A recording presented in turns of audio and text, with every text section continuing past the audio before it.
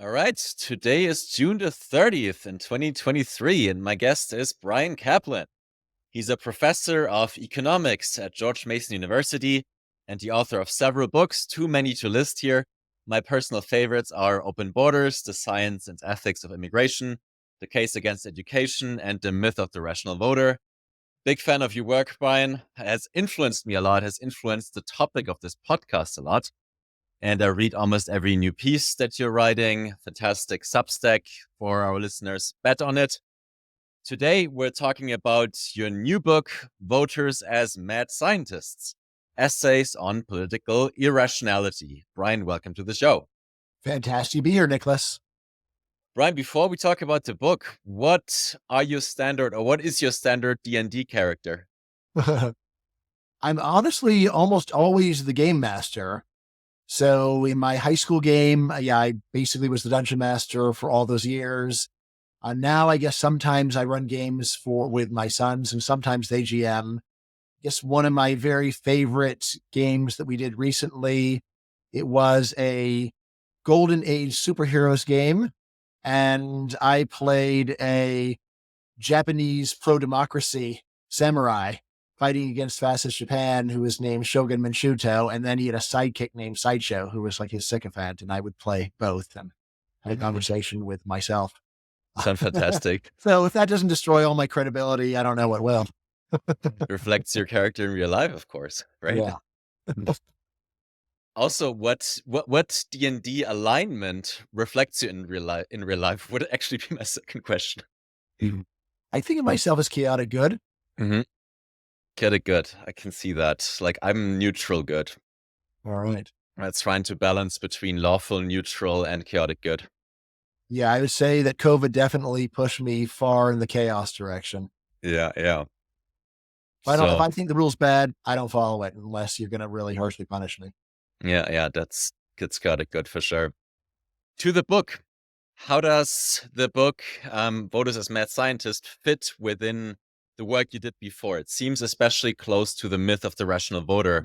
Can you get a bit of context leading up to why you wrote the book? Sure. I mean, The Myth of the Rational Voter was my first book published in 2007. And this is the book where I took on what I see as both the academic view, but also a very common popular view of democracy makes sense. If most people think something's a good idea, then it probably is a good idea. Academics in social science have a whole formal rational voter model where they work out the math of this. With regular people, it's more of just the American people want this. It's like, okay, well, is the American people right? Maybe they're totally wrong. But that's not something you're supposed to say. As part of my blog, I write on themes about voter rationality. This is the main thesis of the book, that actually voter rationality is quite severe. It's not just a matter of lack of information. It's not just the voters haven't heard the facts. Rather, most voters just have a mindset that is so opposed to rational thinking that you could hand them all the relevant facts on a silver platter and they would just knock the platter out of your hand and say, get the away, tempter. No, I'm not interested in that stuff. Now on my blog, I write about these general kinds of topics a lot, as well as politics more generally. What I wound up doing in 2022 is saying, well, I've got 17 years worth of blog posts. Most of them nobody's going to read anymore because they're just from too long ago. And also you'd have to sift through too many medium quality posts, say, in order to find the high quality ones. So I had the idea of creating a series of 8 books of collected essays where I would pick out the top 5% of the pieces that I wrote. I started with a collection of essays on labor economics called Labor Economics versus the World. Then I did one on demagoguery called How Evil Are Politicians. The next one was Don't Be a Feminist, on the social injustice movement, as I like to call it. And then this last one is Voters as Mad Scientists, Essays on Political Rationality. There's 4 more books down in the pipeline, but anyway, this is the latest one.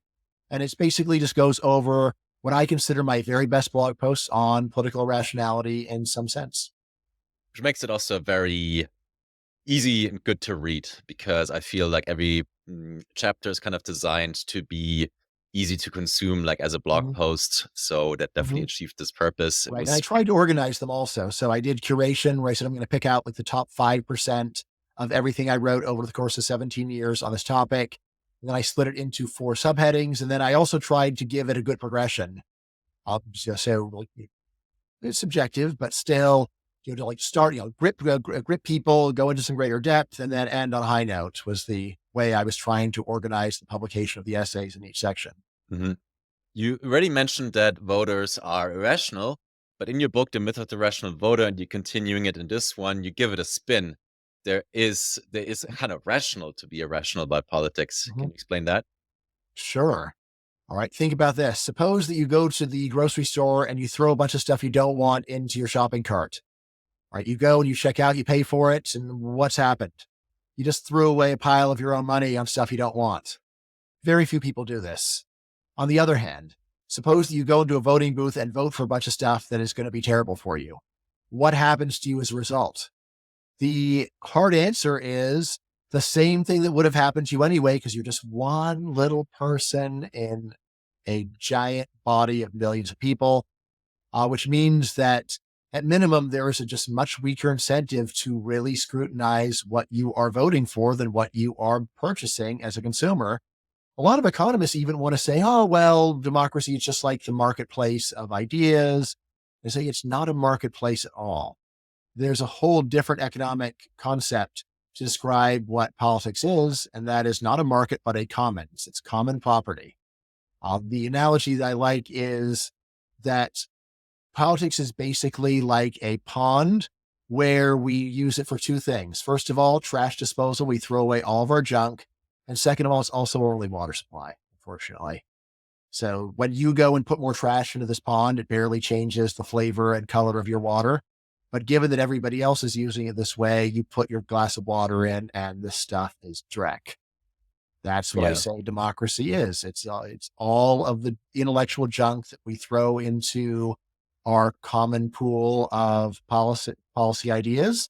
And what happens is basically what people throw in there, however crummy it is. And it's pretty crummy.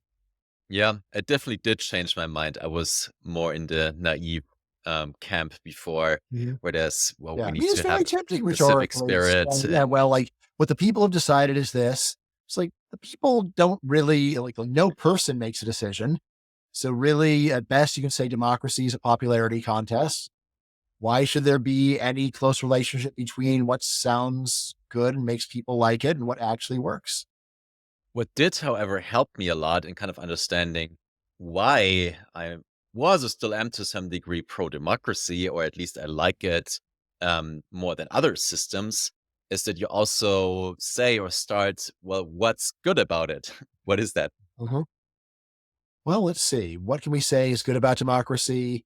And as always, the best place to start is just with the historical track record. So democracy rarely mass murders its own citizens. I'll take that as a big It's plus. a big plus. Yes. Democracies almost never fight each other. There are some arguments about whether the Confederacy was a democracy or whether Germany before World War I is a democracy. The basic point is sound that it's very unusual for democracies to fight each other. You've got that. It's very unusual for democracies to go into prison a large percentage of people who just disagree with the government. You've got that. I'll also say no democracy has ever voted for full blown communism. So if this all seems to be damning with faint praise, or yeah, it is, but still credit where credit is due. All these things are correct. Exactly. So it's got a little bit of a, or it's got a safety mechanism Mhm. against, having someone who's doing very obviously bad and Mhm. unpopular things to the majority of people. Right. But Especially in the short run. You know, I, so I say, democracy is very little check upon doing things that are very harmful in the long run, but it just takes a long time for the damage to be obvious. Democracies are also terrible at realizing missed opportunities. So if there's something much better that we could be doing, but the status quo is okay, we'll keep doing it. If there was a way that we could go and eliminate aging, I think democracy would not bother because it's just like we are used to death. And so the fact that there's some way where we wouldn't have to die anymore, I think it's not too likely that democracy do much about it. More realistically, democracies have been terrible at cashing in on the incredible potential of nuclear power. The science is there. It's the best kind. It's an incredible technology, which we have basically allowed to just sit there rusting in the outdoors for, like 80 years now. Yeah. Let's also capture some of the key concepts that I find recurring in your work and also in this book that really help understand a lot in the world. So, what are the top three concepts you would say that explain the world in Bryan Caplan's view? And I can take a stab at them Mm, myself, and feel free to mm, edit them if you would take out Sure. one. So, social desirability bias, status quo bias, and revealed preferences. Yeah, I think those are three that are definitely way up there. Social desirability bias is definitely in my top three. So why don't we start there? This is really the probably most neglected concept in all of psychology. It makes a lot of sense. It explains a lot, but even the psychologists themselves don't really give it its due. It's a very simple idea. It comes down to this. If the truth sounds bad, people lie. If the lies become ubiquitous enough, then people often just forget that it's even a lie and they just repeat it as if it's fact, even though it's obviously wrong. Simplest examples of this would be things like, am I fat? Well, there's only one socially acceptable answer to that. You're not never supposed to say, oh yeah, totally, you're pig. Right? You're supposed to say, oh no, you're great, you're great. Of course, sometimes the thing that sounds good is actually true, but a lot of times it's not. And social desirability bias says that when the truth is ugly, people just don't say it. People say lies. Um, there's lots of examples of this. If you just start looking around, you can see things like people overstate church attendance, they overstate voting, they overstate their abilities. If you ask people, are you above or below the typical person in your driving ability? Almost everyone says they're above average in driving ability, above average in their ability to get along with others. So there's a lot of stuff like this. But then once you really absorb the idea, you'll notice is that politics is just so infused with social desirability bias. It's hard to see that anything else is going on often. So if you just go and look at the speech of a politician you like, never mind the other guys, it's easy to say the politicians you don't like are lying. Look at the speech of a politician you like. Just take the sentences, sentence by sentence, and just say, is the sentence literally true? And I say that you will generally find that even the politicians you like are just obviously stating one falsehood after another. And what am I talking about? Things like, we will do whatever it takes to save Ukraine. So you'll go and do World War III if that's what is necessary. Okay, well, not that. So then it's not really whatever it takes. Or things like, nothing is more important than education. Isn't food more important than education? Of course. So you just said something that's incorrect, right? So like anytime people just say like, price no object, it's like, well, if it's your money, price is an object. Uh, this is what we see going on in politics. I say politics is greatly infused with social desirability bias. What I explain in my other book on demagoguery, how evil are politicians, is that really this social desirability bias is the concept that lets us understand what's going on in politics. It's basically politicians just saying a pile of lies that sound good because people want to hear things that sound good and don't care much about truth. And that's really what demagoguery is all about. It's this classic Greek concept, but it's one that we tend to not really think about that much because once you start pointing fingers at the other side for their ridiculous lies, like, well, are we really much better? You realize, gee, it seems like this is a contest so corrupt that honest people can't really win. So yeah, the Yeah. social desirability bias. Then let's see. I think the next one that you mentioned Status quo was bias. status quo bias. Yeah, this is one that has gotten a lot more attention. It just comes down to people tend to accept the world as it is. So whatever we're currently doing, people think is okay. This means that if you are a demagogue, step one to getting to do whatever you want is just do it, and then people get used to it. So very common. Like, just declare a war, and then the war becomes popular. And specifically on this, there's a lot of evidence in what's called the rally around the flag effect. You can make a war a lot more popular just by declaring it. People that wouldn't have supported the war the day before, it's like, oh, we're in a war. Yay. Great. And Yeah. then, Criminalization of drugs is also an example, right? pardon? Criminalization of drugs. Uh, Yes. Great So it's like, injustice if going on, but alcohol were that's legal, how status many people quo. would So, say, obviously you can't make alcohol legal. Think of the children, think about the accidents, think about the destroyed lives. And it's like, yeah, all that's true. But on the other hand, first of all, think about all the people that enjoy the product. There's a lot of them. Right. And then also think about all of the collateral damage of trying to ban something. And yet for drugs, people are totally fine with it. So we become fine with banning it because we have banned it. In the case of like legalizing marijuana, what's really striking is legalization has proceeded quite quickly in terms of the like, well, why did we ban it all those years anyway? Why were we going and putting people in jail over something that in many ways seems less bad than alcohol? It's like, oh, moving on. We can't go and dwell in the past. It's legal now. You should be happy with that. It's like, should somebody actually be accountable for this stuff? And then the last one you mentioned is reveal preference. The actions speak louder than words. In a way, this is actually so closely tied with social desirability bias. It's almost the way you know that something is social desirability bias is if you see that someone says one thing but does another. That is what I say is really the hardcore test of whether they are even sincere in their belief in it or whether it's just something that people are saying in order to sound good. Some of my favorite examples. This is one that where we actually have studies. First of all, if you ask people, what would you do hypothetically if you conceived a Down syndrome child? For this, only about a third of people say they would abort. But we also have data on what really happens when people have a Down pregnancy. And then we see that about 90% abort. What's the difference? Big difference is saying you're going to abort a Down syndrome child sounds terrible. But when it actually comes down to it, it's like, yeah, well, it sounds terrible, but I would rather not have to live this life of raising a handicapped child than to have to live up to the letter of what sounds good. But as long as it's just hypothetical, then people will say whatever sounds good. Let's see some other nice examples. Let's see. I can't remember whether it's in the book, but I did this interview with podcaster Andrew Sullivan. He is British. And this is me doing my impression of Andrew doing his impression of his brother. Andrew, London's not England anymore. And by this, Andrew's brother, at least according to Andrew, means that he lives in London, but London's terrible now because there's so many immigrants there. Now, when I pointed out, well, gee, if the immigrants make it so terrible, why don't you just go and live in a low immigration part of the UK? And for this, you can really just say, oh, well, it's not that bad. It's like, okay, well, that kind of undermines all your complaining. If you say it's like the immigrants make this 1 or 2% worse, or you can say, no, it's absolutely terrible. It's like, well, then if it's so terrible, why don't you do something about it? Oh, you shouldn't have to. Well, even if you shouldn't have to, even so, for wouldn't prudence dictate that you do, we shouldn't have to just to go and make things good. If there were bombs going off every day in London, you probably would move away, wouldn't you? Just like a lot of Ukrainians left. It's like, well, I shouldn't have to move. Yeah, you shouldn't have to, but what good is that going to do you when the bombs are dropping? People will do things that actually work out better for them.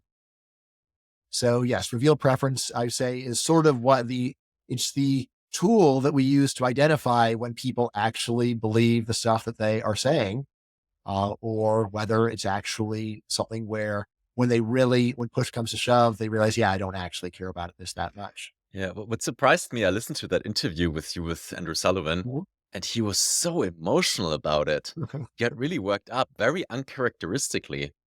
So I was asking myself, why is he getting so emotional about, well, what is actually his real preference right, that he's just pointing out in a way? Yeah, I feel like another great one is someone who says God's the most important thing in my life, and they never go to church, they never read any religious books, don't try to convert anyone, and it's like, well, doesn't seem like it's all that important to you, and then they get upset.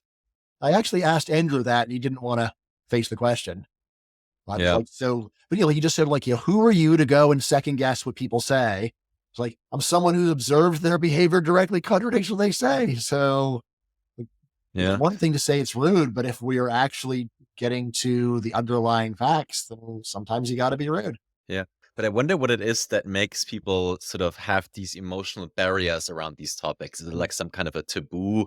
Or is it like what Robin Hanson calls the sacred? Sort of, it's kind of a marker of your identity. It's all tied in. Obviously, if there is a belief that's emotionally important to a person, but it's on very shaky grounds, then they tend to be quite touchy about it. This is the history of religion, history of politics in the modern era, which, as many people long before me noted, politics has really largely displaced religion as the thing that people hold as sacred. Same basic idea, like this, you are a sinner even to ask that terrible, wicked question. Yeah. There's one other concept that's also showing up in much of your work, more so in your friend Michael Huemer's work, and that's pro-authority bias. So I find that in many contexts explaining what is pro-authority bias. It's just thinking that if whoever is in charge says something or does something, that it's going to be good. It's basically might makes right is another way of thinking about it. See, in one of these books of essays, I actually talk about the general story of why people don't like markets, which comes from Bastiat. And he says, well, the problem is that in markets, the benefits are unseen, but the costs are, or excuse me, the costs are unseen. Like people don't really think about what could we have instead of government if we didn't have it. What I said there is this doesn't really fit because there are a lot of cases where people are totally fine with accepting unseen benefits on faith. For example, if a government says, well, it may seem terrible to go and fight this war, but trust me, this is going to be great for our country in the long run. So you don't get to see these long run benefits. You basically just take their word for it and hope it works out. And I see the same thing goes for religion, of course. You say, look, follow me and you'll get eternal paradise. It's like, seems like you're just telling me what I want to hear. You don't have any real evidence that this paradise exists. Yeah. And yet people historically have been pretty willing to go and accept this stuff. So I say it is not really this general category of what is seen versus what is not seen, but rather a more substantive just distrust of business and the rich, combined with a great deal of deference for government and traditional religion, at least in societies where that's popular. Of course, it doesn't mean they retain their authority forever, but nevertheless, it's a strong human tendency. Yeah, and it shows in of government officials or any official institutions wearing uniforms, Mm-hmm. right? Or using very officiated legalese language that sounds Oh yeah, complex, or like wearing suits and having these buildings that are just very large and make you seem very small. yeah. Or one that just popped into my head yesterday. I was reading the Supreme Court cases on affirmative action. And I was reading them. I say, like, these people aren't really any better than just 9 bloggers. But there's one difference between these people and 9 bloggers, which is you get 5 out of 9, and it's the law of the land. But I mean, like, even the way they write, it's like, I find that very hard to believe, which for a normal person is like, okay, some guy finds something hard to believe. Who cares? But if you're Supreme Court justice, like, oh my God, this guy finds it hard to believe. This means that everyone is going to have to go and live the way he wants us to live. It's just funny to realize that you just put on the robes and say, you are now a Supreme Court justice. They're like, what was a blogger before is now a sage. Yeah. I feel like also in the age of Twitter, that shows more clearly that people who are like in positions of power have few followers. And you see when they're really defending arguments, they're not really good at it. Yeah. Right. Yeah, And it's it's funny easy how that, many powerful politicians actually have almost no followers. It seems like barely anyone's even aware they're alive. And then the question is like, why couldn't someone more popular beat them? A lot of the stories, of course, the geographical nature representation, so that the 5,000 followers some congressman you never heard of, probably almost all those followers are in their district. Whereas you see someone with 50,000 followers, yeah, but they don't have 5,000 followers anywhere in any district. So it's too spread out. So yeah, so probably if it were more like a proportional representation system nationally, then it would be more important to actually have a lot of people know who you are. But yeah, in the US, it doesn't.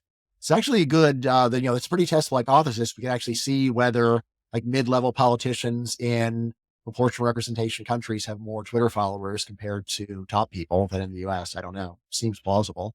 yeah. Why are we ungrateful to internet companies and big business in general? Right. So what I say is that there's just a general human tendency to be negative about business and the rich. Just very hard to go and give them any credit. This is not even a political thing. I think this is just basic human nature. It just chokes in our throat to go and say that a business is great or that a corporation is great or that a rich person is great. To go and say, oh, that rich guy, he earned every penny he's got. This is not very culturally specific. I don't like if you just go and read almost anything written throughout human history, almost any country, it's just very hard to find any person just writing about, I just love business. I love rich people. They're so great. Yeah. So this is just, I think just a very basic evolved human emotion. And then what I say is that left-wing political thought is basically taking these emotions and codifying them. It's turning them into, turning them from emotions where it's easier to be inconsistent and hypocritical into a coherent philosophy of being negative about business and the rich. So I say that there's this basic general emotion of negativity. And then this combines with roughly half of organized political movements have consciously codified these emotions into negativity towards business and the rich, which then amplifies this basic human tendency. Yeah, I wonder sometimes because it doesn't the puzzle isn't entirely solved to me. So it seems to me Mhm, that the populism against big tech companies or big business in mhm, general is a bit less general population than more of an elite political thing, right? mhm, So I've done like consumer and public opinion surveys for years and years, mhm. and it consistently showed that people were very pro big brands, right? And they So, I liked mean, I know they're like influencer pro companies. Amazon, but like most of the other tech brands seem like they were not so popular, although still better than the local than like Congress. Oh, So, they were yeah, actually very my popular, memory is Amazon surprisingly gets like so. 70% approval, but like Facebook or at least like 30, Twitter gets like 20. I could be wrong. Yeah, I mean, it's a matter of how you ask the question, Yes. right? Yes. So that influences or biases people in a lot of direct and often they're Mhm, like, "Oh, did you like the service?" Right? They mhm, don't think about them as a mhm, company or how they're acting, right? So mhm. most people don't have strong opinions about that. Yeah, for me, that's just a service that I Yeah. use. It's good, and let's move on. So Yeah. I mean, if you were to go and ask specifically, what do you think about the influence of Amazon on American politics, then I think you would get not much support. yeah, Yeah, probably. But so it's then, and then it's like, oh, these evil businesses are not they're not staying in their lane. Like they're trying to actually influence policy or which might destroy their business. How dare they? There is a lot of that. Let's see. So, I mean, what's striking to me is things like privacy regulations, which are imposed on internet companies, has made most people's lives convenient, but it was just very hard to get anyone on TV just saying, this is a ridiculous, made up problem. Who really cares about privacy anyway? Like, you're a nobody. What difference does it make whether somebody knows what you're buying? And these people that get on TV and complain about it are a bunch of crybabies. And why should we go and burden these successful businesses with these issues? That's something that's pretty much absent. And even the corporations themselves don't want to say that because they look bad. It's more like they want to say, well, we're trying our best here. It's like, oh, sure, you're trying your best to protect privacy. No business leader wants to get up and say, we're not trying very hard on this because it turns out hardly anybody cares. And we try to focus on things our customers actually give a damn about. yeah, um, you criticized Tyler Cowen in that chapter, who had the view that people don't like business because it's a large impersonal force. What was your response to that? Yeah, again, I said that there's a lot of large impersonal forces that are very popular. So government's popular, military's popular, religion has generally been popular. So it's just not true. And I say it like it really comes down to something very particular to business and the rich, which is like these are people that are using their brains to go and make money, not worrying a lot about what sounds good. They're just trying to get the job done. They're not very ideological generally. Even when they do say something ideological, you always have a sense of it's more of pandering. They're just trying to go and weasel and do this and just cover their bases and then move on and count their money. Right. So yeah, I say that this is really quite special. Again, like when I was talking about historical patterns or like historical writings, one that's pretty striking to me is if you go and read like the medieval Catholic theologians or also just like early Reformation theologians, they have tons of complaining about business and the rich, but they basically almost never breathe a word against any ruling monarch that were obviously way richer right, than any of the business people. You see that you've got some burger who's got a nice house in downtown Amsterdam. Then you look at the Royal Palace. There's like, which of these is of a richer guy? I think this fits very nicely with my humor story about Stockholm Syndrome being evolved, which is people are very happy to go and lash out at the rich guy that isn't capable, or at least is very little likelihood of killing them over it. But on the other hand, if there's a really rich, powerful guy who kills you for criticism, then you almost, not only do you keep your mouth shut, you almost forget that he's a rich guy. So you'll have medieval theologians saying, like, if only our great lords would go and defend us against these rapacious merchants. And it's like, hey, who's more rapacious than the guy who built these palaces and squeezes people and squeezes the pennies out of the peasants? Like, the merchants actually are offering products in order to get their money. What does the Lord offer other than I don't kill you if you give me what I want? But it fits with the Stockholm Syndrome story of you want to suck up and even to curry favor with powerful people. But on the other hand, if someone was rich, but they don't have a lot of political power, you can think about like medieval Jewry. They got a lot of money, but they're vulnerable. They're unpopular. They don't have a military. They don't have the police. So they got to go and get the Lord on their side. And if the Lord ever decides to say, hey, do whatever you want to the Jews, then there's a pogrom.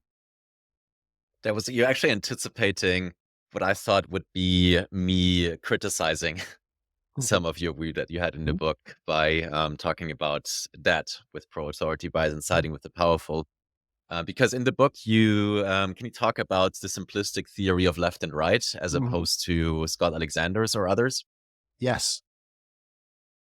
So there's this question: what does the left have in common with the left? What does the right have in common with the right?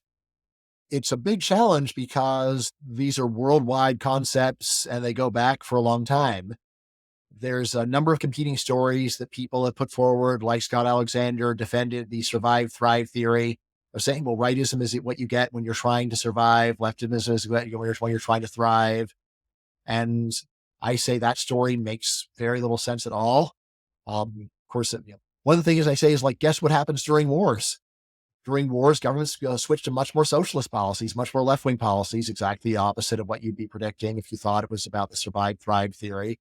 I say, really, he's just greatly overrating the importance of modern Bay Area leftism with its identity politics, which again is just one very tiny piece of a 200-year left-wing movement. So what I say, the best story is this. And again, I call the simplistic theory because I'm admitting it doesn't explain everything and there's glaring exceptions. And I just totally admit that. But I still think this is the best simple explanation of what's been going on for the last 200 years over the world. Right? So I'm broadening the sample a lot. So I really want to say, like, basically from the French Revolution on, that's when you first get left versus right. And so it's around the world. So we got roughly 200 years worth of politics, about 200 countries almost. And I say that the best simple theory here, or even simplistic, is the left is anti-market and the right is anti-left. So notice the asymmetry. A lot of people say, no, well, why don't you just say the left is anti-market and the right is pro-market? Yeah, because there are a lot of anti-market right-wingers. You can look right now at national conservatives complaining about all the horrible harm the free market has done to families, calling for protectionism, calling for immigration restrictions, calling for industrial policy. Or you can look at Nazis or fascists and say, look, they're not small government people, not by a country mile. So then what is it that all these right-wing movements do have in common? I say, look, it just comes down to not liking the left. But I say that for the left, it is different. For the left, really, their primary enemy is the market. And you can even see that if you just go and read very left-wing publications, sure, they'll go and criticize the right, but they will even go after very left-wing business people, very left-wing rich people. They're mad at Bezos. They're mad at Gates. People that you might say are trying to buy them off, but they can't be bought off because they just have such a deep-seated resentment of business and the rich. Now, many people mischaracterize my story as saying the left hates business, the right hates the left. That word hate is too strong. Sometimes it's true, but I just say, look, it's just antipathy. It's just a distaste. And what does that distaste amount to? What it amounts to is that left-wing people, if you just say, hey, here's what I want you to do.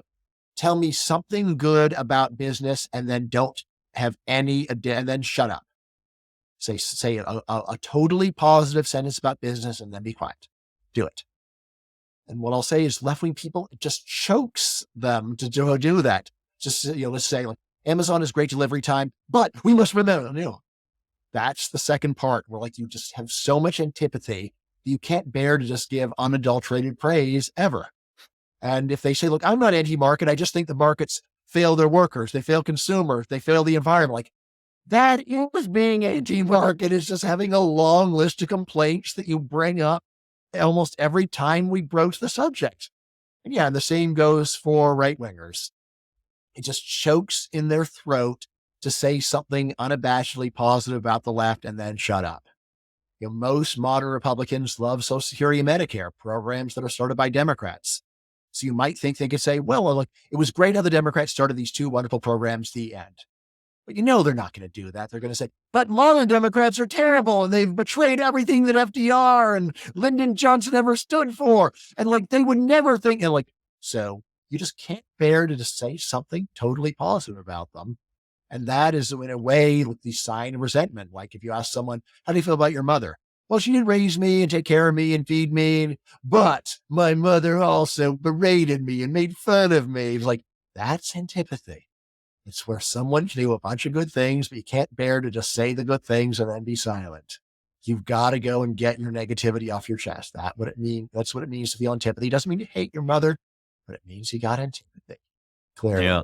Now, the way that I think about it simplistic is I try this thought experiment. I say, imagine that we just get leftists from the last 200 years all over the world, put them in a room and say, you got to write a joint statement that 80% of you can agree with. What will that statement be? I say it's going to be a bunch of complaints about markets. On the other hand, do that for right-wingers all over the world for the last 200 years. What are they going to agree on? They're not going to agree on the economics. There's going to be free traders and protectionists. There's going to be people who like big business, people who don't like big business. But what they are going to be able to agree on is the left sucks. Those people bug me. And that's what their joint statement will consist in. Yeah. Didn't intuit with me that much. It's because in my experience, seemed to me even more the left is more anti-right than the other way around. Maybe I haven't spent that much time with more right-wingers. I mean, I do The read ones a that lot of left-wing stuff. So again, it's striking to me how, if you are business and the rich, no matter how left-wing they are, they cannot actually get a break from real left-wing people. Yeah. And at the same time, the right-wing people that I know and interact with, they seem to have much less of a problem with other left-wing people. But again, I think I'm in a very specific, more like Yeah, I think, gray tribe, Bay Area type yeah. of So thing. I think that's probably the explanation. Again, of course, another explanation is I'm just totally wrong. But yeah, if you just go and read like definitely American right-wing websites, you can just see there's just the left is terrible about this and that and the other thing. There's not that much of a positive vision. Yeah. Whereas with the left, you might say, well, it's not a positive vision. It's just the positive vision is we're going to crush the markets. We're going to get them in line, show them who's boss. The man controlling trade, famous statue of a really buff guy taking a horse and showing him you're a horse. You're going to serve man. You can't go around kicking everybody all the time. You're going to behave. Yeah. I mean, to me, what made sense was something that Arnold Kling wrote in response to one of your essays responding to Thomas Sowell's constrained and unconstrained vision, which seemed to me a Schumpeterian view. And he said that there are elite views that we describe in certain ways and that have some consistency to them by the people that are expressing them. But the masses operate on the basis of folk beliefs, right? And elites compete for power by appealing and manipulating these folk beliefs. And then when it comes to, and then the other thing is that people side with the ones in power, right? So government, the church there's just no point in criticizing many things like should these agencies be there in the first place, like the FDA, or should they be able to decide all these things? Because there is just no way it would be irrational because there's nothing you can do about it, right? So, right. And but with businesses, you can. But on the simplistic theory, I would think, so are you from Denmark or were you from, Nicholas? Germany. Oh, Germany. Okay. So anyway, even better actually. Right. So you just think about European politics, even parties that we think of as very right-wing are not really pro-market on the continent.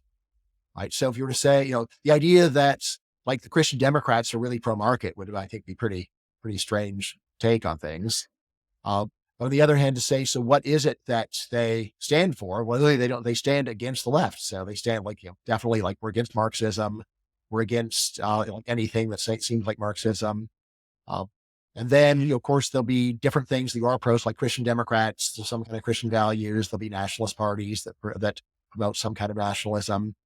But the thing that all those parties have in common is, the left, get away. Yeah. I mean, it seems to me that no political party really likes the market, right? Because the markets can deliver on things that they want to deliver on or have power over. Right. Also, obviously there is a lot of gross left-wing exaggeration about neoliberal parties and their influence. Then you say that among the American Republican Party, among the Thatcherite Conservative Party, You actually did. And then like also in some of the post-communist parties in Eastern Europe, you saw actual pro-market parties. So it's not unheard of. But yeah, it's true that it's rare. And even the ones that say they're pro-market are pretty inconsistent. But nevertheless, you can see there are some major political parties that do have, are at least rhetorically pro-market. But what I'll say is that's only one corner of the right, and there's a much broader right-wing movement. When like, what do they all have in common? Like, what does the American Republican Party have in common with Christian Democrats? And it's like, well, like not liking the left is what I say is what they have in common. Yeah. Well, it's I like mean, what do but it social seems to me Democrats have is in there, common with American Democrats is yeah, like complaining about markets. That's what they yeah. have in common. I mean, it seems to me that these are temporary coalitions, right? So, Mhm. you have this story that in this election cycle can win over kind of a segment that could help you Mhm. strategically win votes or elections. And then the next cycle you move on, right? So there's Mhm. parts of the population that are totally neglected and you don't care about them because they vote for you anyway. And then others you'd really try to infuse with a certain Mhm. story. Right. And Mhm. then, what you end up with is not really sort of a historically consistent picture, but Mhm. it's just these very temporary coalitions and stories. But then in over time, not much of a change when it comes to, so with the market view, for example, government spending has consistently increased. The amount of federal regulation has consistently increased, even under Reagan Sorry, you said with where? in the United States. In the United States. Mm-mm. But I Uh, would assume in right. Europe Well, as so it's well. not consistent. I mean, there was a big period of deregulation and tax cuts in the 70s and 80s. And then, and there were even some further echoes of that in the 90s under Clinton with welfare reform. And then, yes, so I'd say the government has been rising in the US for about 30 years or so, 25, 30 years. But the idea that it's all going one direction is not correct. Yeah, that's fair. Right? And obviously, Eastern Europe there's a huge move away from socialism to capitalism. Now, nowhere close to all the way. Right? And even in like Germany, for example, there was a lot of labor market deregulation, for example. So there have been, and I think actually marginal tax rates probably were also peaked in the 70s or 80s, like almost every other country. So it's important to remember that these changes do happen. It's not just moving in one dimension, Yeah, but again, one often direction so rather. when you're really forced to, Mhm. when it's Well, like, otherwise like, really like, hard is it to. really true they're forced to? Like, it's like what Germans are going to move to France if the tax rates are too high. Maybe a few, but not too many. I do have a friend. I do have a German friend who avoids living in any country for 6 months of the year, so he doesn't pay any taxes. But there's not a lot of people doing what he does. Yeah, yeah, fair enough. Can you talk about the distinction between material dominance and Oh, rhetorical dominance? yeah, it's one of my favorites. Okay, so here's the thing: if you take a look at the real world, there's some sense in which woke complaints about the rule of rich white males is true. It's like, how so? Says, well, you go and take a look at the heads of major corporations, heads of major science institutes. You look at just who owns who earns the highest income. You can see that all these things that white males are greatly overrepresented. Right. So in some sense, then you could say that woke complaints are true. There's another sense in which they're totally false. Namely, if you were to go give a speech saying, you know who our society owes almost all of its goodness to? Rich white males. This is one where the cancellation would be at the thermonuclear level. So it's like, that's odd. And on the other hand, you can go take a look at your typical woke professor. On the one hand, their income is not very good. Like maybe they're earning like the median income or a bit more. So like, some professor of African American history, he's not generally earning a lot of money. He's at some crummy school nobody's heard of. So you might say, in one sense, he has very little dominance. On the other hand, he feels very free to speak his mind and to say everything that he thinks is good and bad. And people are afraid to contradict that guy. Right? Certainly his students are afraid to contradict him, but even if you were just to meet this person in conversation and he started going and talking about white fragility, it's a pretty brave person that will go and start arguing with the professor of African American studies and say, no, you're wrong. You're not being discriminated against. Actually, it's being discriminated for. It's just that your success is low. Which is And why so, as always each side is feeling like a mhm, minority, yeah, right? Because one yeah, feels like oppressed by the rhetorical dominance, like of the mhm, left, right? Yeah. Because they have like the academia, media, and university. And then the other side feels Mhm. oppressed because they feel the right has so much material wealth and money power and things like Right. that, right? Yeah. So, from the right wing point of view, they can say, hey, look, the left runs the government half the time, they run the culture all the time. I'm oppressed. But on the other hand, people on the left could just look and say, hey, well, look at this incredible representation of white males and maybe Asian males they'll tack on now, and how they are at the top of almost every major area of society, especially areas where the money is. So they're the ones that are doing great. We're oppressed. Anyway, so in this essay, I said, well, why don't we just split the difference and say there's two senses that we're talking about and say, look, there's material dominance where you just got high income and you get to run and you run things like you run business, run a science institute, that kind of thing. But there's another sense of dominance, which is that you get to shoot your mouth off and people are afraid to contradict. So I call the first one material dominance and the second one rhetorical dominance. Then I noticed that basically in a dictatorship, that's where you get both dominances together, right? So Saudi Arabia, all right, the Saudi royal family, they got full material dominance. They're worth hundreds of billions of dollars. They've got palaces, they've got yachts. So they got, like incredible riches, but they also can totally control the politics of the country. And furthermore, everyone who wants to keep his head on his shoulder says they're great, ordained by Allah. So they got rhetorical and material locked together, fused perfectly. And that's the same thing like in the old Soviet Union. You've got the party apparatchiks. They run the country. They are the richest people in the country. They're the ideologists. Anyone who contradicts them can expect Siberia or worse. Or just go back to medieval absolute monarchy.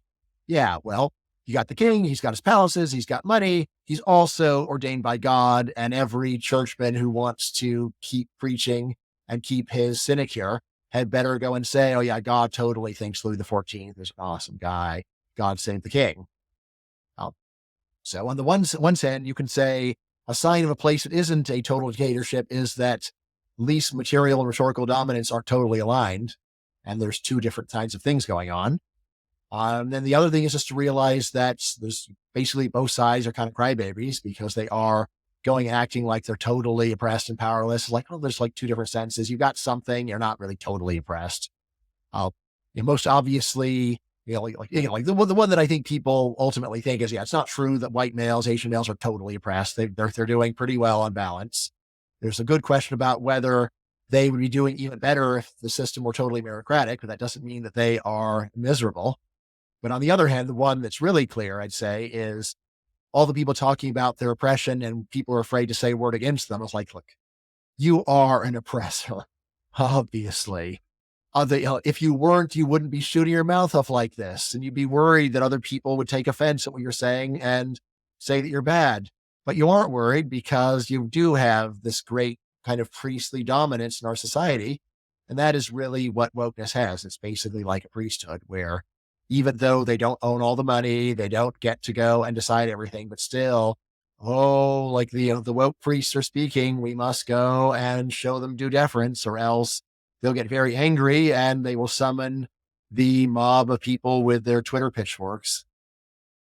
Yeah.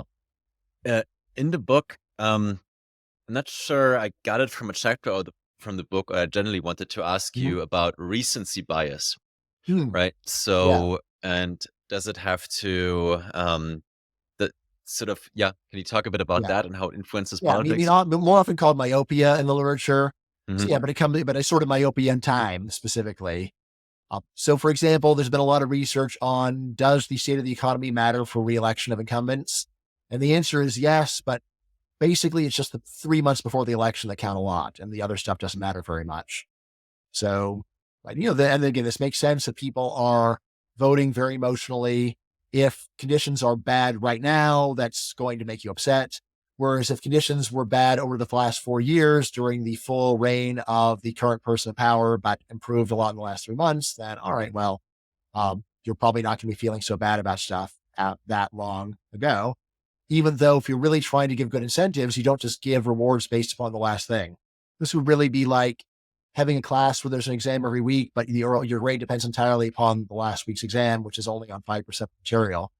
But this is not a good system, right? A good Yeah. system would take an average. I mean, This is why it is so ridiculous that standardized tests services now generally let you use your very highest test. Back when I was a student, they took an average, which is the statistically sound thing. As it is now, they're basically encouraging people to throw the dice as many times as they can in order until they get a high score by luck. Yeah. Yeah. Recency bias is something that I've discussed several times in my podcast because it seems to me that a lot of bad policy, like, for example, having these big regulatory agencies like the FDA, having these airport security restrictions, having like Dodd-Frank after the financial crisis, they're often driven by recent events, right? Yes. So there's this crisis and That's very inflection. true. Yeah. Yeah. Yeah. So I mean, again, like you would think that full recency bias would basically say if something hasn't happened for a while, then people would want to deregulate. So it's not, I think it's not quite that, but yeah, you're definitely right. and then you have status quo bias. Yeah. So, I think about this as fitting in with the availability cascades model of Cran and Sunstein, where basically when there's a vivid event, it gets people very worried about it. And it makes people, basically when there's a vivid, rare event, people temporarily overestimate its importance. And when that's going on, that's when people drive through onerous regulation designed to deal with that exact problem, really heedless of the costs. And then as time passes, basically in order to get rid of it, there would need to be a vivid event showing that the regulation was really bad. And that doesn't happen very often. It's much because easier it's to protected by get status quo bias, right? Yeah. But also it's just hard to have a really vivid thing that could have happened, but didn't. Right? There's never a vivid event of, oh man, it would have been so awesome if we had nuclear power. But there is a vivid event of a nuclear meltdown. Yeah, the seen and the unseen. Right. Yes. Yeah, I can never unread the piece you wrote about trains versus airport security. Oh, yes. Yeah. So I just got back from Europe. So again, you're like, hey, there's like no security here at all. You could kill everybody if you were so inclined. And a few times this happened. Right. So I think that in that piece, I said there's been like 250 deaths from terrorism on European trains over the last 40 or 50 years. And yeah, 250 people died, but guess what we got in exchange? Convenience for billions of people.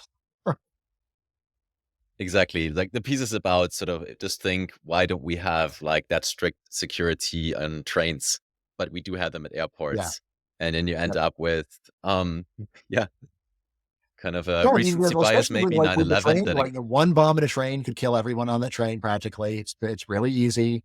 And there's not even a metal detector to get on these European trains. There's a couple exceptions, like the high-speed trains in Spain. There is a security check, although pretty cursory one by airport standards. And meanwhile, to get on a plane, they're throwing away your liquids. The liquids. Yeah. Or looking at your laptop. Yeah. Like, you have to take out your so much you can hide in there. Yeah. Like in Frankfurt Airport, I had to take out my phone for extra screening. Like that's the dumbest stuff. They threw away my sunblock. Yeah, it now makes me quite angry each time I'm flying now at these airports when I go through all of this, especially in recent, it's gotten much worse. Like the lines when you don't have like global entry or clear, especially in the United States, or when you transit I'm comparing through this them. to flying during COVID, where you had a whole additional set of especially nerve-wracking regulations. I flew a lot during COVID. So when like the final rules were you have to have your test within 24 hours of landing, which then it's like you're taking the test just a few hours before you fly. What if like the thing doesn't work? And like, wow, Jesus, like my whole family's going to be screwed over, or we stopped at the border. Like you said, it was just a ridiculous system. So right now, honestly, I'm still like breathing a sigh of relief over how much better things were. But yes, compared to how they were in 2019, right, they probably gotten worse. At least they got rid of the rules about put away all your electronics during takeoff and landing. They put another regulation that never made any sense, and they got rid of it without ever explaining or apologizing what they did. Oh, sorry, whoops. Yeah. I mean, what does that say? I mean, that's something that I think about a lot also during this podcast, because there's just no mechanisms to get rid of these bad regulations, right? I mean, there is a mechanism out there. It's just democracy. If voters really thought these regulations were terrible and would vote for the person that would get rid of them, then I think they'd be gone by the next election. If there was a debate and one candidate say, look, we all agree that these regulations are stupid, we're getting rid of them. I promise you. And the other side would either have to say, fine, I'll get rid of them too, of course, or stand up for them. And it was like a few things like that should tip the election. Maybe you might say like one thing wouldn't be enough, And like in politics, like a lot of national elections are really close. US elections are really close. So one thing that changes 50,000 voters can flip an election in the US in the right states. Right. And yet it doesn't happen because voters don't respond to this kind of thing. Thinking like, even though normal people hate these regulations in real life.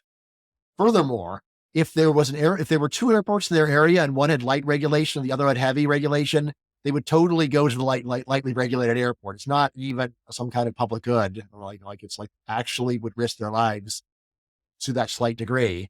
But still, if there was one politician saying, let's get rid of this regulation, the other one saying, we should not value mere convenience over human life, the second person would win, and it sucks, but that's the way politics works. Yeah, there is no in like I think a lot about my own incentives when reading your work, Mhm. because it's just irrational for me to spend time thinking about these Yeah. things that I can't change anyway. Yeah.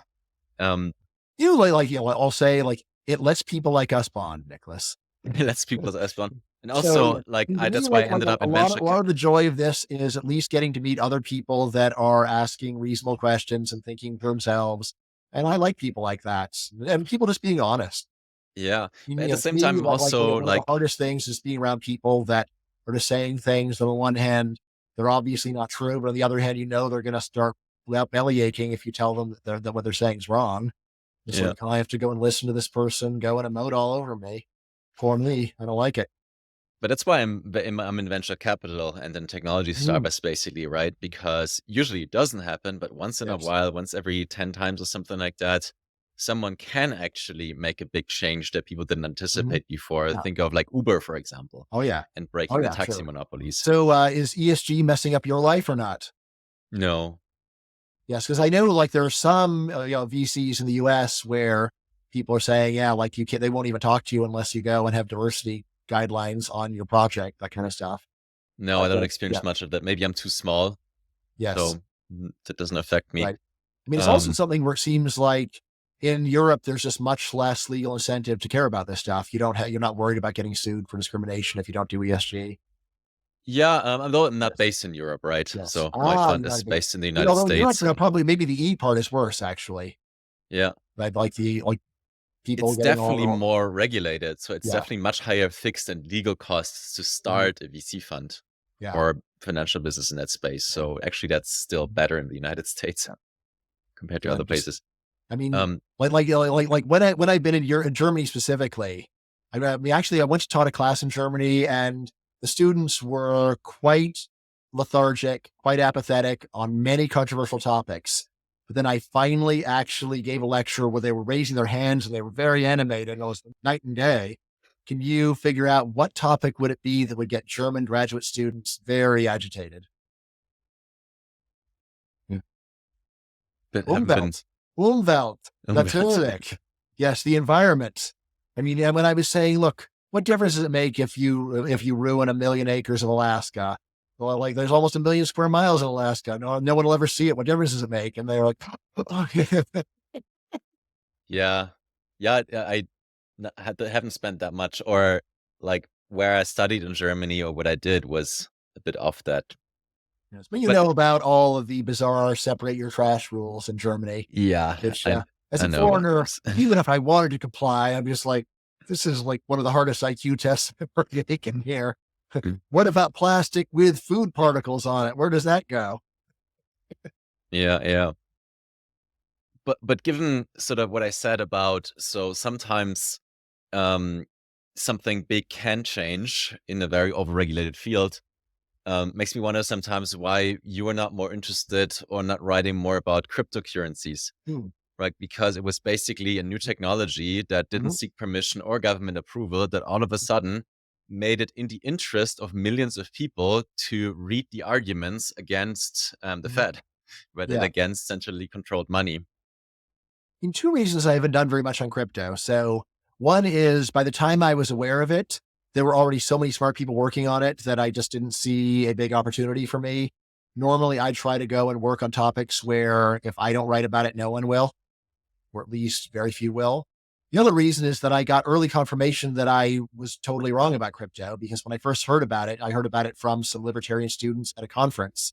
And I basically just scoffed at them and said, Yeah, this is barely better than a start your own country on an island project. This is never going to go anywhere. You're going to go and get people to, you're going to make up a new money, get people to use it. That's absurd. And then within a few years, assuming those cages did not sell, they were multimillionaires. So that was like, okay, well, it shows what I know. I'm So, tempted like, to say when my why should listeners, I paint myself as an expert on something where I was totally wrong about it when I first heard about it? And it was only when I was totally proven wrong that I even became really aware of it. I'm like, why should people listen to me on that subject? It didn't seem like I had any special insight. In fact, there was strong evidence that I had less insight than the people already working on it who were boosters. Maybe they got lucky, but still, like, I'll, actions speak louder than words. Like, they put their money in and they made a pile of money, and I laughed at them and missed my opportunity. yeah, you probably made many of my listeners chuckle when you're talking about, oh, starting your own country on an island, because I'm based in Prosper, right? So that Oh, is, I did not realize that. So you're doing very well by the standards of starting your own country, yeah, but yeah. it's not like you can just go, "Man, nothing nothing bad will ever happen to us." No, but Right. right now we're in a pretty good situation, much Yes. better than it So seems like from the headlines. that's the one in Honduras, right? Yeah, yeah. So isn't the new government of Honduras hostile to you? Very hostile. So then why aren't you worried? Well, because the legal protections that the architects of the framework have designed are very good, right? So they're Uh-huh. tied to international investment treaties. They're part of a constitutional change. So, and And even couldn't with they the just government, some judges who say, "Oh no, the Constitution never said anything like that. I don't know what you're talking there about." is a possibility, right? But it's Mhm. much harder to get to do that, right? And right Yes. now they're pretty much in the Yeah. defense. They pissed Right. everyone off. They made very bad communist Mhm. style tax reforms. And they're now well into the second legislature and they haven't been able to undo us, right? Yep. I mean, it's just so insane that in a country like Honduras with horrible poverty and problems, they look over at Prospera and say, "Oh, that's the big problem. We got to cut that out of it. It's a cancer on the body of Honduras." It's just like, what in the world is wrong with you? It's like, oh, that's right, anti-market bias. We're Yeah, like, but at the same time, the when you look existence of at, Prospera is an affront to their entire worldview. yeah, but at the same time, it's like when you have people that are around, like from local communities, from neighboring villages, they're like, jobs, yay. Yes, of course. That's like, and like 50 or 60 or 70% of people in Prosper are Honduran, right? So they are Right. either ones that are very close and benefit from it Mm. because there's like jobs, there's income, or they're like educated Hondurans from the mainland who like it, so they can go there instead of the United States. So I So think, would you say that, like, Honduran janitors working in Prospera, do they hate the current government of Honduras or not? yeah. So they do. All right.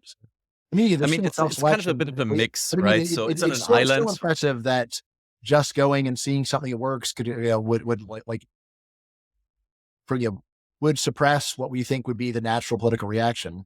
Yeah, yeah. Yeah, there's lots to be said and talked about that. Um, but that to the point about cryptocurrencies and, once in a while, especially in the business that I'm in, sort of one of these ideas, or at least the people in my business, myself or entrepreneurs, have a huge incentive for big changes, Mhm. right? So that's Sure. why this industry exists. And that's why I think there's also hope. And once in Mhm. a while, we can change some of these regulations or overcome them or like develop solutions around them.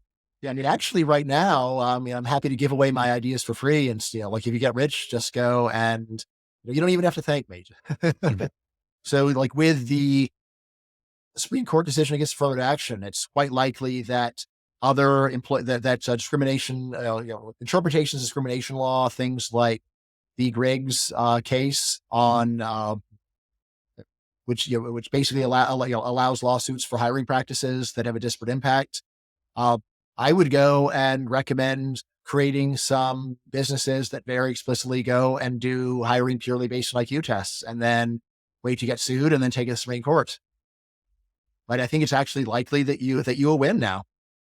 So, like, Yeah. of course, you do have to sort of jump on the grenade of getting sued, but basically, you need to find an industry where you don't worry much about public opinion anyway, and possibly one where you'll get some donors that really ideologically oppose this stuff who will back you up, and then sort of combine, it could be a combined business slash philanthropy to go and finally deal a mortal blow to discrimination law as we know it. I mean, like, There another one is, actually would just be to, go after hostile workplace law and say, look, this is a workplace with free speech. Anyone who complains about someone saying something offensive is automatically fired. That's our policy. And then wait to get sued for that and then take it to the Supreme Court. This would be great. Yeah. So there's once in a while there are these opportunities, right? Mhm. So that's Yeah. Again, I think the much bigger opportunity is the hiring based upon test scores. It's one where, again, it's not really fully illegal, but to go and do it at the level of a large corporation with a lot of assets to lose. And then if you can win, say, okay, this is how we do things. We don't care about credentials. We're just going to hire this way. And just, basically you can scoop up a whole lot of uncredentialed talent and brains. yeah. So anyone listening who's a legal hacker and who wants to Yeah. take on Yeah. that Let's challenge, hack this law. Like hack it while the sun's shining, because this, like just two heart attacks would totally change this. yeah. Um, but why I raised the question about cryptocurrencies, I think maybe there is an interesting opportunity for you to spend more time thinking about it. Mhm. Because what I find very interesting is that within the cryptocurrency world, there's sort of there are sort of political alignments, right? So the Bitcoin world, so there's kind of a sub universe that's called like the Bitcoiners. Mhm. They say we only want Bitcoin and the rest is like evil and scams. And they Mhm. have all the characteristics of kind of a more right wing movement, right? So Mhm. they have like, they're very much into masculinity, into assault Ah. rifles, and into Mhm. like traditional Mhm. family. And it kind of also has that Mhm. religious aspect of it, Mhm. right? So pray to the one God. Or do they actually have families, or they just talk about how traditional families are great? It's hard to say because it's also Yeah. young, right? Yeah. I mean, it didn't Yeah. really become that much of an ideology Right. before like 2020. Right. And then All on the right. other So side, I'm only vaguely aware of this. So this sounds distinct from the manosphere, which in a way the manosphere is anti the traditional family because they're telling guys this is that you're a sucker to get married, right? yeah, yeah. But yeah, it's just interesting to observe that, right? So there are these cultural rituals that form. And then on the Mhm. other side, you have the Ethereum ecosystem, right? And that's much more embracing kind of the nerd, of the outsider. It has a Mhm. higher built-in toleration for difference.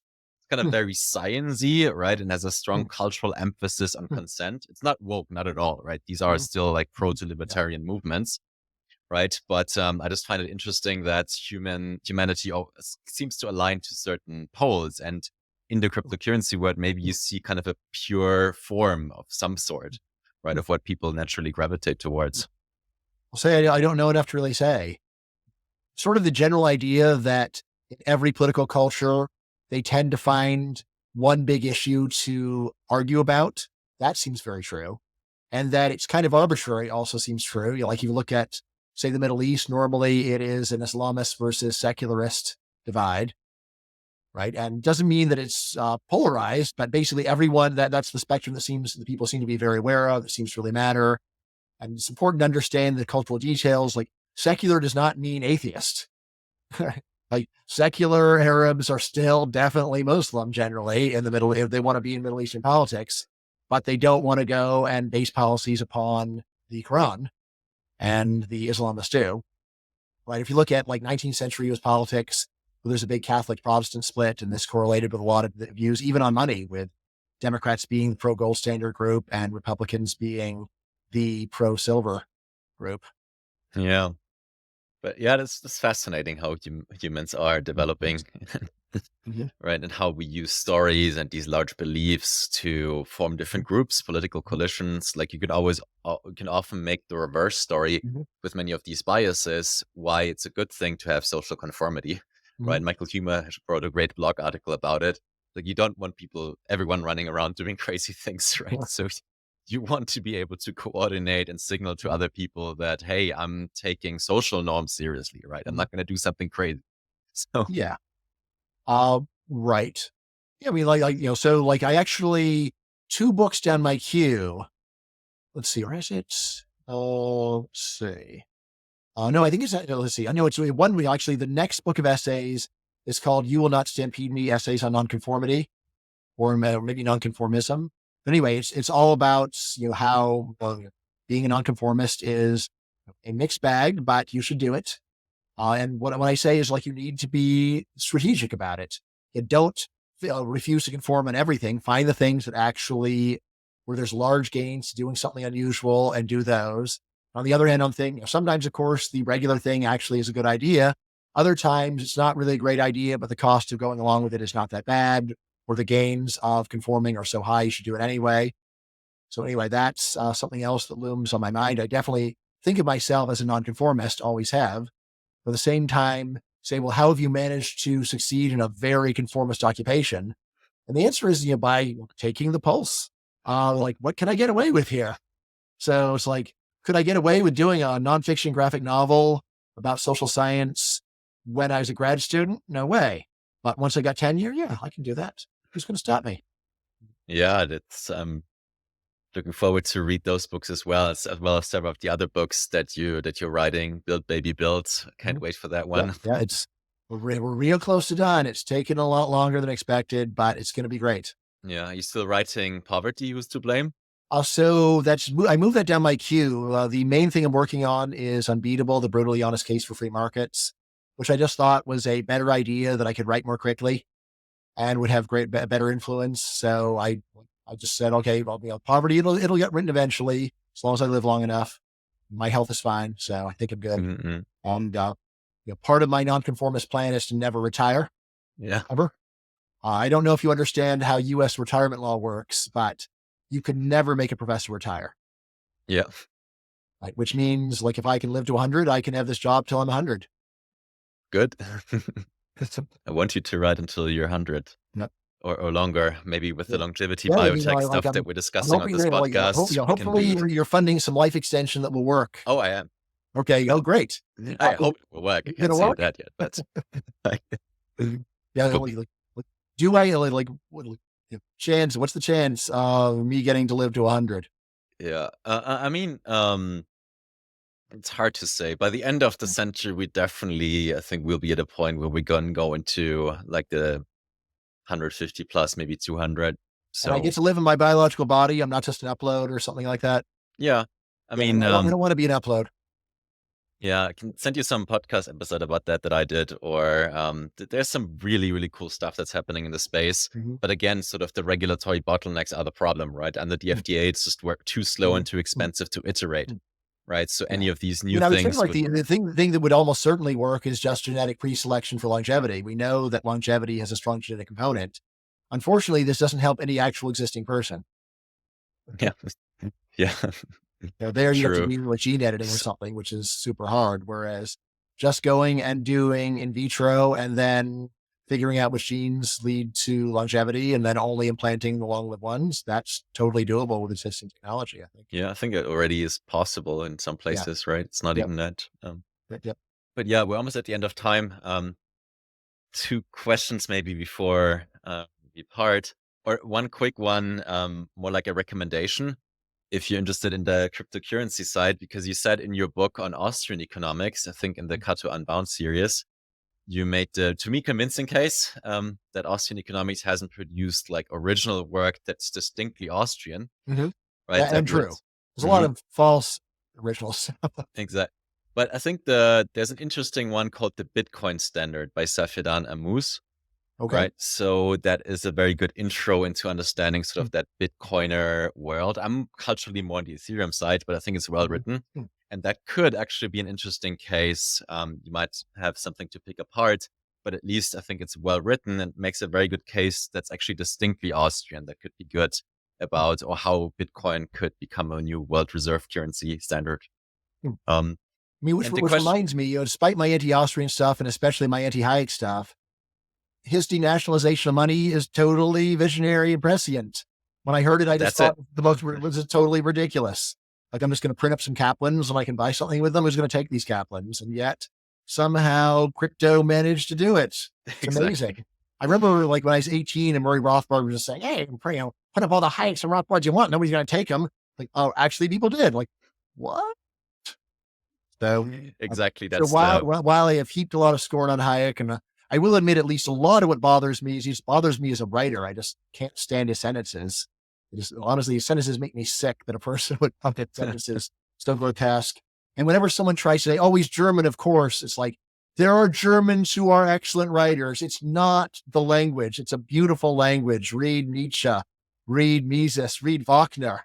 Like these are wonderful sentences. It's a wonderful language. It's just he is a terrible, god awful writer, an affront to anyone who ever tried to write a decent sentence so reader would enjoy it. So yes, I will confess that I have a lot of antipathy to Hayek just as a writer. But credit where credit's due. Denationalization of money was freaking visionary. Oh my God, I can't even believe it.